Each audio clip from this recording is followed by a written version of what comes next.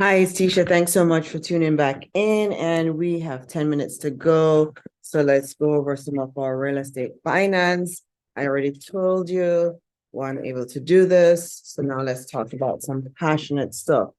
All right, everybody's afraid of the word money. Money is a scary thing.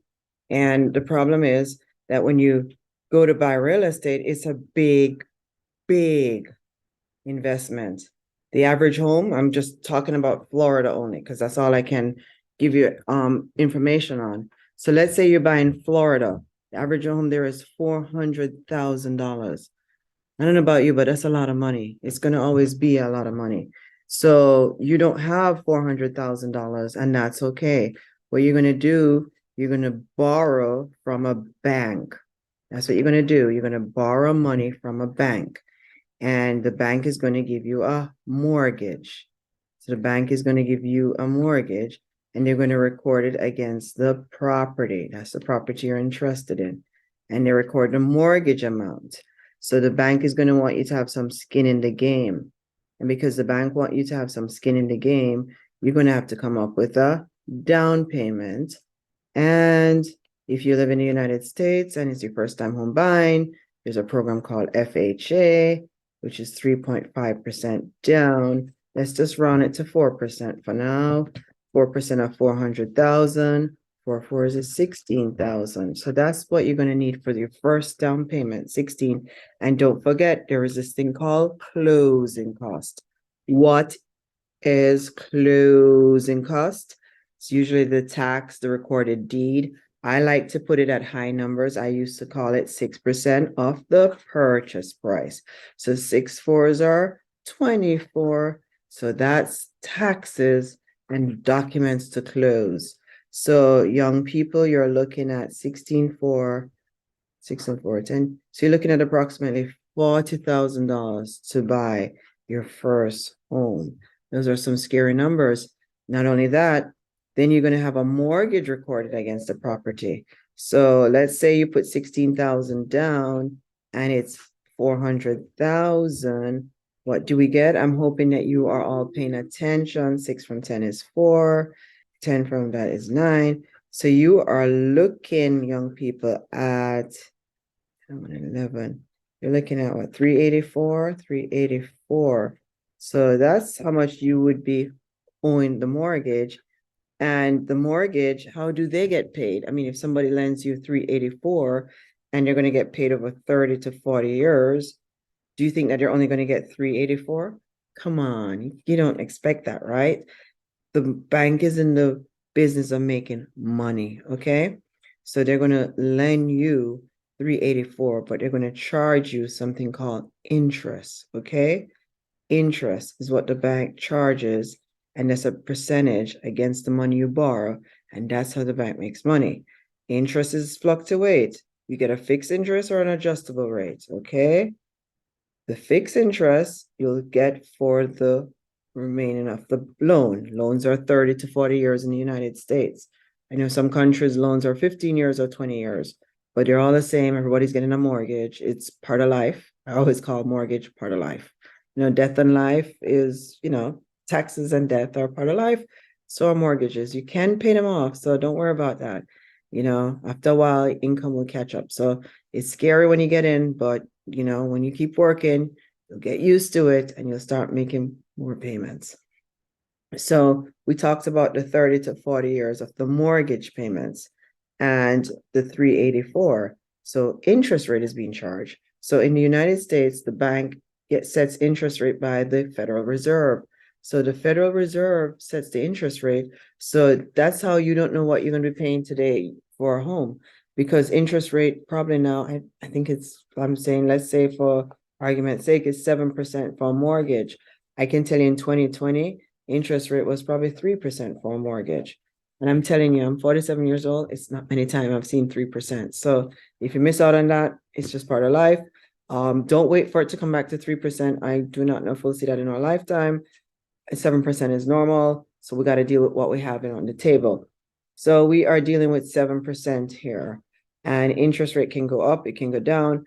But if you get a fixed interest rate, you'll always be paying whatever you and the bank negotiated for. So That's the good part about having a mortgage. It's a fixed interest rate versus having a rental property. It can fluctuate after 12 months. This is why people love having a mortgage, because you're stuck with the same payment for the next 30, 40 years. That is kind of nice, because then now you can balance yourself around it and you can gain wealth. Because when you pay on a mortgage, you are building this thing called equity. That is what you're building. And what is equity? We'll talk about that and more when we come back. Hi, it's Teisha Powell with Red White Truth. So you like shows like this? Not a problem. We're on social media. We're not on Twitter. We're on Instagram. Our information just popped up. We're on Gab. Information just popped up as well. We're on YouTube. We're on Facebook. All the information for our social media is being popped up. And you know what? The old-fashioned way. What about just going to our webpage? insurancelawyertish.com. Yeah, I still practice law, but you know what? I'm excited and I just want to bring to you more of these shows. If you want to see more of these programs, reach out to us on social media. We are looking forward to hearing from you. All right? So get us on social media. We're not on Twitter. We're on YouTube, Facebook, and we're on all others. All the information pop up. We'll see you. Equity is what why people buy real estate, because when you are paying down on the mortgage, you're also building some money in. So property value can go up, down. So if the property value is going up, you are building equity. If the property value is down, you are not building equity. Sometimes the property goes up, sometimes it goes down, but most times it goes up. So that's the good part about it. Bottom line, the longer you have the property, the better chance you have of making money. So I tell people this is a long-term gain. So what do you pay every month with the bank? You pay something called principal, interest, taxes, and insurance. The principal pays down the money you owe. The interest pays the money you owe the bank for borrowing the money. The taxes pays the property taxes that's owed to it. And the insurance pays the insurance for the property. So this is pretty standard everywhere in the world. I haven't seen a bank that didn't charge you principal, interest, taxes, and insurance, because every country has taxes on property. I know Greece just got one. I know that's why they were doing that. And there is insurance. So these are things that you have to pay. And down payment varies based upon it. And you'll have to have an income. So most banks look at income for at least 24 months minimum. So you want to get yourself a job, or you want to start a business, but you want to get income. So what happened at the closing table? So how long all of this happened? First of all, you locate the property. Most people can close within 45 to 60 days. It can transfer into your name, which is a good thing. And then you own the home. So you will be going to something called a closing table or a settlement table. They do things differently. And that's where a third party, which is an escrow agent or a lawyer, we don't know, different countries have different things. So we're talking about an escrow, and you're going to settlement, you locate the property, the seller agreed to sell, you're the buyer, you did your pre-approval, you went to the bank, you got your loan, then you do an inspection, you go to see the property, see what's going on with the property, is it something that you want?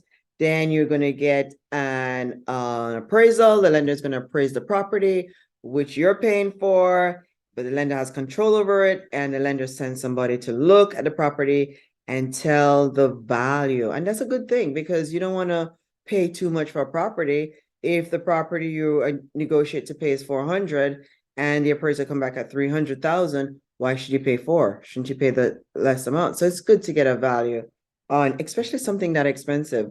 Why wouldn't you get a value on something so expensive? I remember in the real estate market in 2008, people overpaid for properties because they were personally attached to it. And that caused the loans to get more inflated. This real estate is different. People didn't overpay this time for properties. And even if they did, they were putting 20% down. In 2008, people were doing 100% financing. Can you believe people got homes back in 2008, 100%? Some did 5%. And right now, you still can do some of those loans, but I got to tell you that they are very tricky. I like to do loans with 10, 20% down. I like to go the conservative route. I like to buy my first home with FHA. That's what I like. And then I like to try to pay it down a lot. But I just think that you got to have some skin in the game, and you've got to learn how to save. Saving is very, very, very important. I mean, you need to probably put away $50 a month, or $100 a month. Let's say put away $100 a month, that's $1,200 in 12 months. And with the interest rate it is at this time, banks are what, paying 5%, 6%.